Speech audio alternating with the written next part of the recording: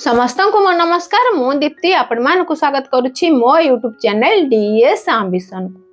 Financial literacy drive को नहीं आसिला गुरुत्वपूर्ण चिठी चिठी रे कौन उल्लेख रही केउ तारीख सुधा यह कंप्लीट करिया को पड़िबो ता आजिर वीडियो रे मु आपण मानक सहित आलोचना करिवि। आशा करुछि आपण माने शेष जाय मोर ए वीडियो सह जोड़ी ही रहिबे। आपण मानकर सुचिंतित मतामत कमेंट बॉक्स जणाइबे। जदि वीडियोटी भल लागला तबे लाइक करिवे, शेयर करिवे। जदि हम चैनल को नुवा करी विजिट करछन्ते तबे सब्सक्राइब करिया को भूलिबे नाही।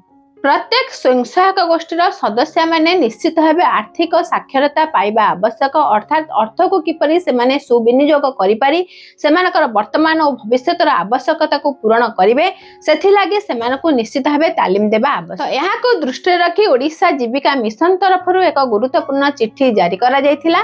तो एक स्पेशल ड्राइव करा जायथिला जो स्पेशल ड्राइव रे समस्त स्वयं सहायक गोष्ठीर सदस्य माने निश्चित भाव फाइनेंशियल लिटरेसी उपर तालीम नेबे। एही ड्राइव डिसेंबर 26/2025 रु आरंभ होई जनवरी 25/2026 पर्यंत ही कार्यकारी करा जाउथिला।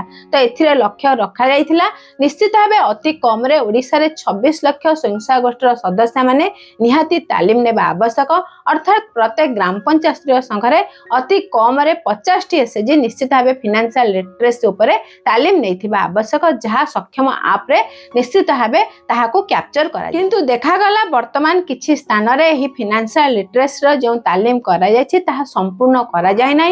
जो टार्गेट एनुअल रे रखा जायथिला तो वार्षिक अनुसार सही टार्गेट रे पहुंची पारि नाहति।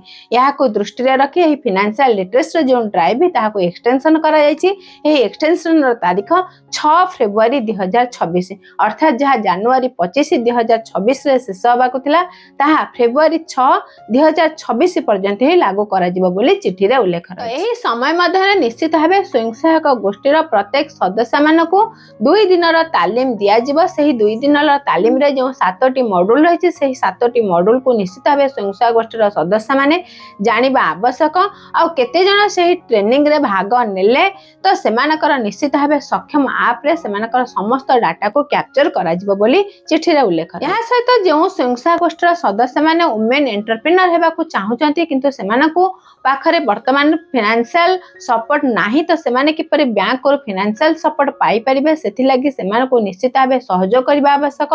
समस्त फॉर्म को सेठारे निश्चित भाबे कंप्लीट करबा आवश्यक। या सहित जो माने लखपति दीदी अछंती वर्तमान सेमाने सेमानकर जीविका को आहुरी बढ़ा को चाहुचंती किंतु जदि तांका पाखरे वर्तमान अर्थर बाधक अछि तो सेमाने किपरि बैंक को पर्सनल लोन पाई परिबे सेही परि सदस्य मानको एही ड्राइव मध्ये रे चिन्हटीकरण करा जिवो। सेथि लागि जहा आवश्यक फॉर्म रहिछि ताहाको मध्ये पूर्ण करा जिवो जहा चिठी रे उल्लेख। निश्चित भाबे फेब्रुआरी 6 2026 पूर्व जहाँ टार्गेट रही प्रत्येक ग्राम पंचायत स्तरीय संघ पाई तो सही ग्राम पंचायत स्तरीय संघ निश्चित भाव से टार्गेट रे पहुंचवा आवश्यक।